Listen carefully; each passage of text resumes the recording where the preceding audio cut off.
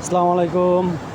এই উইন্ডো এসিটি গতকালকে দেখিয়েছিলাম যে এটা চলে যখন 19 এমপিআর নিয়ে স্টার্ট হয় এবং বাড়তে বাড়তে এক সময় 24 এমপিআর নেওয়ার পর তার ইন্টারনাল ওভারলোডটা টিপ করে অথবা ব্যাকারটা টিপ করে এটার কী সমস্যা হতে পারে সে নিয়ে আলোচনা করব। প্রথম অবস্থায় ধারণা করা হয়েছিল যে হয় ক্যাপাসিটরের সমস্যা নয়তোবা কম্প্রেসারে মেকানিক্যালের সমস্যা। তাই প্রথম অবস্থায় পরীক্ষা করার জন্য আমি ক্যাপাসিটারটাতে হাত দিলাম এবং টার্মিনাল বক্স অর্থাৎ ক্যাপাসিটার বক্স খুলে এর ক্যাপাসিটার চেঞ্জ করার চেষ্টা করতেছি।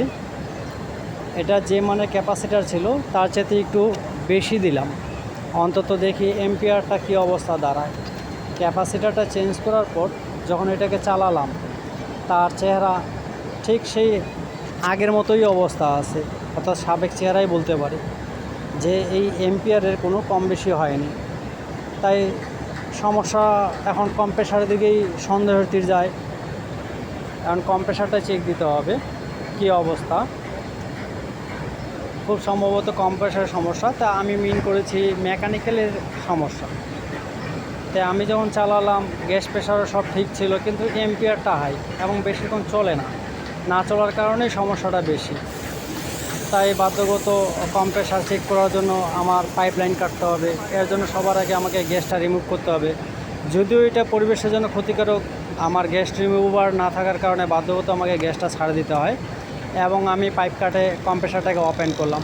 ওপেন করে আনলোডে যখন চালালাম তখন এর যা চেহারা দেখলাম তা আমি আশ্চর্য হয়ে গেলাম যে চলে সে, কিন্তু ভিতর থেকে ধোয়ার মতো আসে। এই ধোয়াটা আসলে ধোয়া না, এটা হচ্ছে তেল। যেটা আমি বুঝলাম এই তেলটা হচ্ছে চলতে চলতে মেকানিক্যাল গরম হয়, এই তেলটা একটা ধোঁয়ার আকারে বের হচ্ছে। প্রকৃতপক্ষে যা বোঝা যাচ্ছে এই কম্প্রেসারের মধ্যে কোনো তেলই নেই, যতটুকু আছে সেটা হচ্ছে মেকানিক্যাল ঘর্ষণে এই ধোঁয়ার আকারে বের হয়ে আসতেছে, যার কারণে কম্প্রেসারটা অনেক শক্তি লাগতেছে এবং অনেক হাই এম্পিয়ার নিচ্ছে।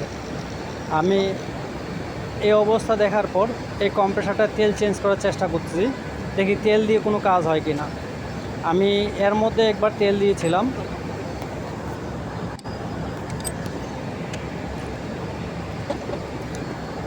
তো কম্প্রেসারটা ওপেন করার পর যখন আমি তেল চেক করি তাই আমি তার বিন্দুমাত্র তেল পাইনি।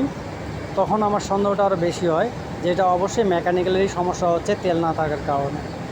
তাই এটা পরীক্ষা করা যাক। সবার আগে এই কম্প্রেসারে তেল দিতে হবে, তেল দেওয়ার পরে মেকানিক্যালটা ছাড়ে কিনা এবং এই এম্পিয়ারটা কমে কিনা সেইটাই এখন আমার দেখার বিষয়। তাই এটা তেল দিলাম।